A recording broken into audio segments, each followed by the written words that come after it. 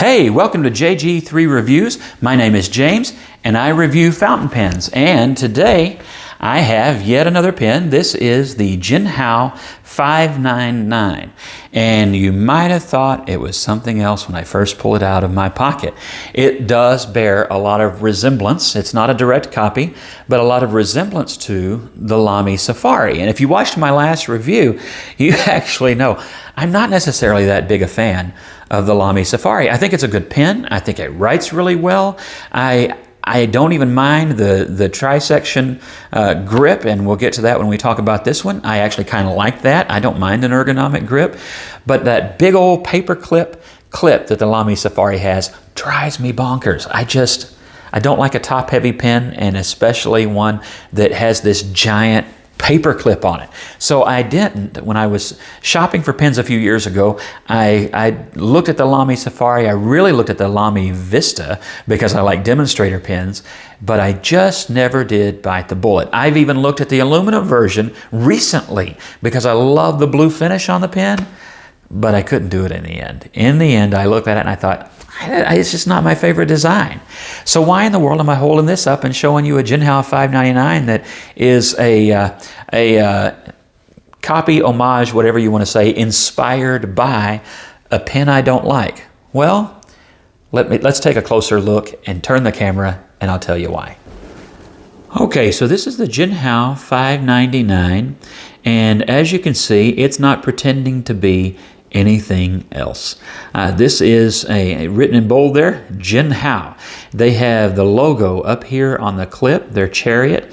And so while you might think, oh man, this is a knockoff, it's not a knockoff. This is more in the category of an homage, which is a compliment, and especially in Chinese culture, that's a compliment to a design that they appreciate and like, but with their own spin. This is more like Ford putting fins on the 57 Ford because Chevrolet already had fins, than it is a copy. And I think that's important because there really are knockoffs of the Lamy Safari, and you can watch some videos, Google that. You can watch videos of how to spot them because they're not just complimenting with their design. They're not just putting their own spin on an older design. They are actually trying to sell you something that they are not, and you need to be careful, especially when ordering online. The other day, I actually was looking, I thought about having a Lamy Safari here because I had found one that was a really good deal. And I thought, you know, I could get that and do a side-by-side comparison of these two pens. But it was such a good deal that I just never could pull the trigger. I wasn't confident because there have been people who have been taken. I wasn't confident that even though it was from a reputable seller, that it was actually what it was supposed to be. So, and it wasn't the seller's fault. It was something that was sold through a seller. And so that's kind of sometimes where you get things that can be a little bit sketchy. But this is not one of those. This is its own design. And before I break this pen down and show it to you entirely, let me share with you something of my own personal pen history with this pen.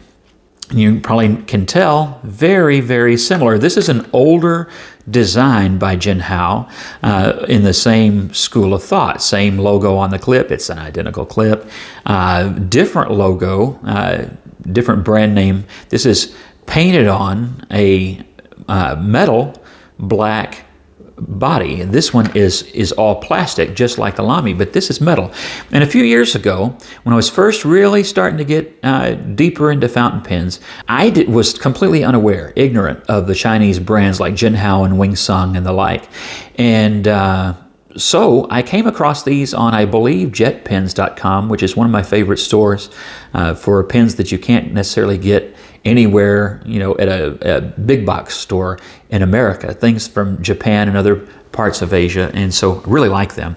And they used to sell, they no longer do, they used to sell Jinhao pens. And so I picked up my X450, which I really like. It's one of my favorites. And I also picked up a couple of these. They were inexpensive at the time. They're even cheaper if you buy the $5.99 on eBay or wherever now. But I bought these pens. You'll notice it's metal. It is a painted metal pen. It has a Lamy-like nib. Whether or not that's interchangeable or not, I've never really fully pursued. This pen has actually ended up sitting in a drawer. I'll get to why here in a second. But this is actually a metal pen. And so it's a little bit heavier than the others. Same type 3-section grip, which I like. I think this actually feels good. And wood with a Lamy as well. That part I like. It has a metal cap. Looks like it might be a brass cap with a plastic sleeve inside. And I have two of these. I have a gold one, a gold metallic metal flake finish, and that pen I really, really like. Its grip section is translucent, where this one's is solid, and that pen I like. I have really good experience with it. This one was scratchy as all get out, and I just ended up leaving it in the drawer for the last few years. I'm kind of curious at this point about replacing the nib and giving it a second chance, but I didn't have a great favorable impression of that pen because of it. So not long ago, I'm online looking at eBay, and I was going to place an order for a couple of pens that I've reviewed already.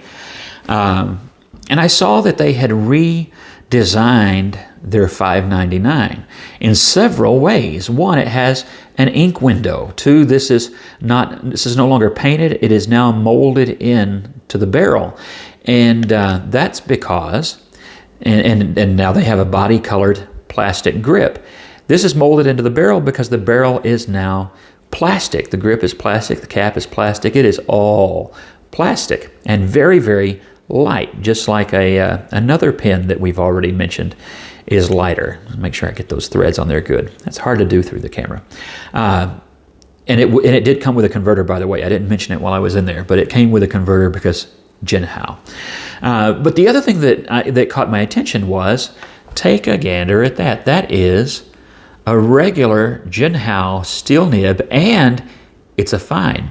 I find Jinhaos with a fine nib harder to find by an exponential amount than medium nibs. Medium seems to be the standard go-to for a lot of Jinhaos. And this one had a fine, and it had a more traditional Jinhao nib, one that is one that I have great experience with and been very pleased with. And I thought to myself, I bet this time you don't have the problems that you had before. And then there's one other factor. They had this pen in this shade of green, and I really liked it. And it looks even better in person than it did in the pictures. So I ordered the pen. It was $1.90 with free shipping, or included. Is it really free? $1.90 with shipping through eBay, a seller on eBay. And at $1.90, I was willing to take a chance on the pen again.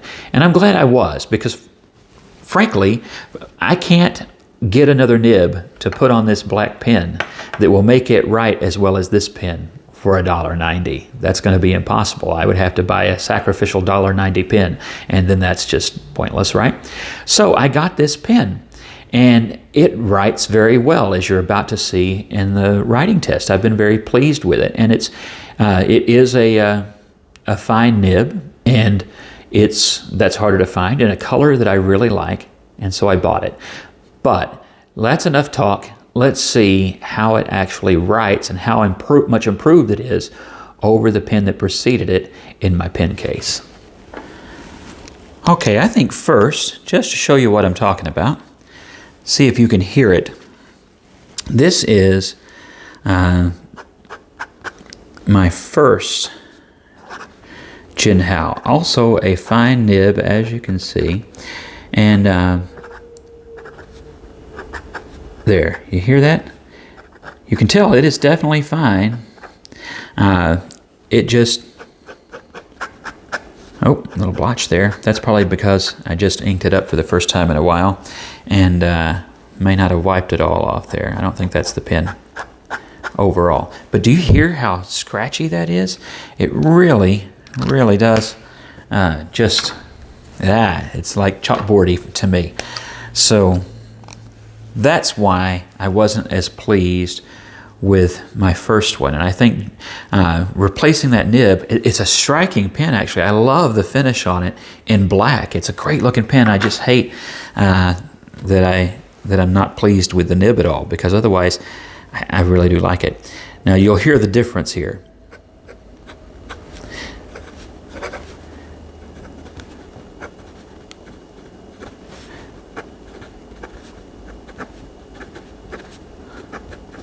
Just doesn't make much noise. It's not scratchy. It flows well. This is also a fine nib, and you'll notice some difference there, although there's also an ink difference. This is that, to give you an idea, if you've seen other reviews of mine, this is the Noodler's ink up here. And that's a dark ink. It doesn't look quite as dark today because it is so fine, and also so fine to the point of just scratchy. This one, the newer one, writes much smoother, and it keeps up just fine for the most part. You can see that this ink is the included Jinhao ink, so I don't know much about it other than, it seems fine for just a normal everyday blue. The nib writes well. It writes smoothly. It's fine, and maybe slightly to the medium of fine, but I think it's a nice clean fine line, and it writes well. And again, one of the great things about this one is I paid $1.90 for that pen delivered. So the question becomes, would I recommend this pen? This is the second shot I've given Jinhao to make a pen like this, and I really wanted to be pleased with that pen, and I am pleased with this pen. I think the switch to a nib that is much more in their wheelhouse, one that they have a proven track record with, was a smart move. It doesn't have the same look as the old one, obviously, and it doesn't have the same look as that pen to which this one pays so much respect. But I think that was smart, actually. I think it's a better nib. It's a better writing nib. Bottom line, how does it write? And it writes well with this nib. And so I like that. I think the design of the grip section is very comfortable, at least for me. You can kind of see the size. Wow, I'm really inky today.